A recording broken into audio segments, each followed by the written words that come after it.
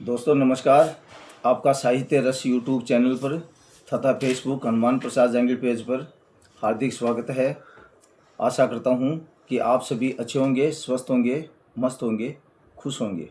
आज मैं संत कबीरदास जी की जीवन की एक ऐसी कहानी सुनाऊंगा जिसे सुन करके आपका जीवन ही बदल जाएगा। ये कहानी बहुत ही मोटिवेशनल है, इंस्पिरेशनल है और इस कहानी को सुन करके हमें और आपको बहुत कुछ सीखने को मिलेगा। जीवन में बहुत काम आएगी ये कहानी। कहानी ये है कि संत कबीरदास जी के पास काफ़ी लोग अपनी समस्याएं लेकर आते थे तथा कबीर जी भक्ति मार्ग से उनकी समस्याओं को सुलझाने का प्रयास करते थे तथा छोटी छोटी घटनाओं के माध्यम से भी उनकी समस्याओं को सुलझाते थे। कैसे? तो एक बड़ी दिलचस्प कहानी है, ध्यान से सुनना, बीच में स्किप मत करना। क्या हुआ कि कबीरदास जी अपने पिताजी के पास जुलाहे का काम करते थे। वो मुस्लिम थे। एक मुस्लिम जुलाहे ने उनको बचपन से उनकी माँ द्वारा त्याग दिए जाने के कारण उन्होंने उसे पाला था। धर्म से, जाति से मुस्लिम होने के बावजूद भी उन्होंने हिंदू धर्म को अपनाया, सनातन धर्म का प्रचार किया और पाखंडों के, आडंबरों के खिलाफ थे साहब। तो क्या हुआ कि वो दिन भर जुलाहे का काम करते थे और काम करते करते समय वो भगवान का भी ध्यान कर लेते थे, भक्ति भी कर लेते थे। तो पूरे दिन कबीरदास जी ऐसे ही काम करते थे साहब और ऐसे ही भक्ति करते थे। एक व्यक्ति उन्हें कई दिनों से बराबर देख रहा था।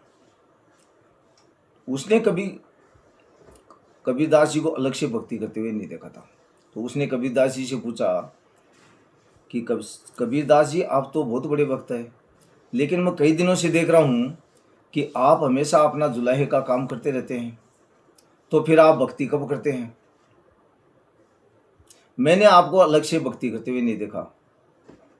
कबीरदास जी ने उस व्यक्ति की बात को बहुत ही ध्यान से सुना और कहा कि इस प्रश्न का उत्तर मैं तुम्हें बाद में दूंगा, लेकिन अभी तुम मेरे साथ चलो, हम थोड़ा घूम के आते हैं।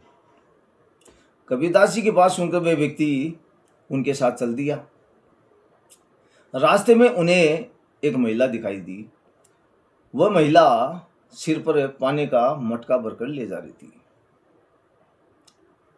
उसके सिर पर पानी का मटका भरा हुआ था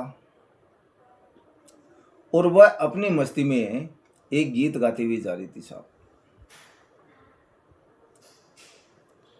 उसने मटके को पकड़ा भी नहीं था। उसके सिर पर मटका स्थिर था, पानी भी नहीं छलक रहा था। कबीरदास जी ने उस व्यक्ति को समझाया, उस व्यक्ति को कहा कि यह महिला पानी का भरा मटका लेके जा रही है और इसके सिर पर जो पानी का मटका है, उस मटके को इसने पकड़ा भी नहीं है, फिर भी वह बड़ी मस्ती से गीत गाती हुई जा रही है।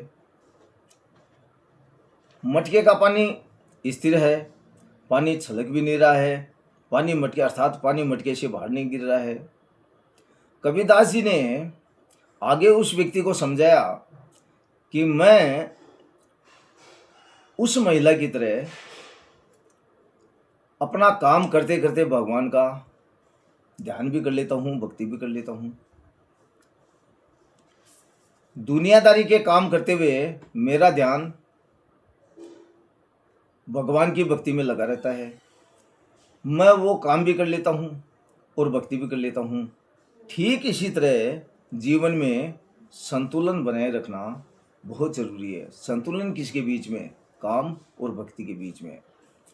हमें गृहस्थी आदमी है, धन कमाने की आवश्यकता होती है, धन की ज़रूरत होती है, क्योंकि एक साधु संत को भी धन की आवश्यकता होती है। तो हम तो गृहस्थी है, हमारी आवश्यकताएं साधु संत की तुलना में कई गुना ज़्यादा है। साधु संत के आश्रम में अगर कुछ संत आ गए तो वो खाना कहाँ से खिलाएगा? बीमार हो गया, इलाज कहाँ से कराएगा? आश्रम के जो छोटे मोटे खर्चे हैं, दैनिक आवश्यकताओं के खर्चे, उनकी पूर्ति कहाँ से करेगा? तो हम तो गृहस्थी है साहब, हमें तो ज़्यादा धन की आवश्यकता है, इसलिए काम भी ज़्यादा करना पड़ेगा। इसलिए हमें धन तो कमाना चाहिए, लेकिन साथ साथ में भक्ति भी करते रहना चाहिए।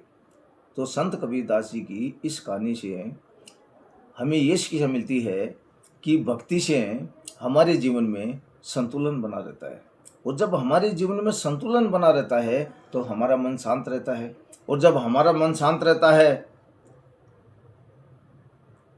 तो हमें सफलता मिलती है। जब सफलता मिलती है तो धन आता है, धन आता है तो आपकी सारी आवश्यकताओं की पूर्ति हो जाती है। इसलिए यदि हम कर्म करते हुए भक्ति करेंगे तो हमारे मस्तिष्क में पॉजिटिविटी अर्थात सकारात्मकता बनी रहेगी और काम करने का साहस भी बना रहेगा। इसलिए हम गृहस्थियों को कर्म करते समय कर्म के साथ साथ में भक्ति भी करनी चाहिए। कबीरदास जी के इस कहानी से हमें ये शिक्षा मिलती है। आपको यदि वीडियो पसंद आए तो इसे ज़्यादा से ज़्यादा लाइक करें, शेयर करें, कमेंट करें तथा फेसबुक पेज हनुमान प्रसाद जहांगीर पर ज़्यादा से ज़्यादा फॉलो करें। और अंत में मैं आप सभी लोगों से ये भी आग्रह करना चाहूँगा कि हम सभी सत्कर्म करते हुए, मालिक का नाम लेते हुए, अपने परिवार, समाज और राष्ट्र के प्रति अपने कर्तव्य दायित्वों का भलीभांति निर्वहन करते हुए, अपने पेशेवर कर्तव्य दायित्वों का भी पूर्ण समर्पण, निष्ठा, ईमानदारी, तन्मयता, एकाग्रता, दत्त चित्तता के साथ में निर्वहन करते हुए शांति का जीवन जीते हुए तरक्की के उच्चतम आयामों को प्राप्त करें। इसी आशा और विश्वास के साथ में जय हिंद, जय भारत, जय कानून, जय संविधान, जय साहित्य। नमस्कार, धन्यवाद।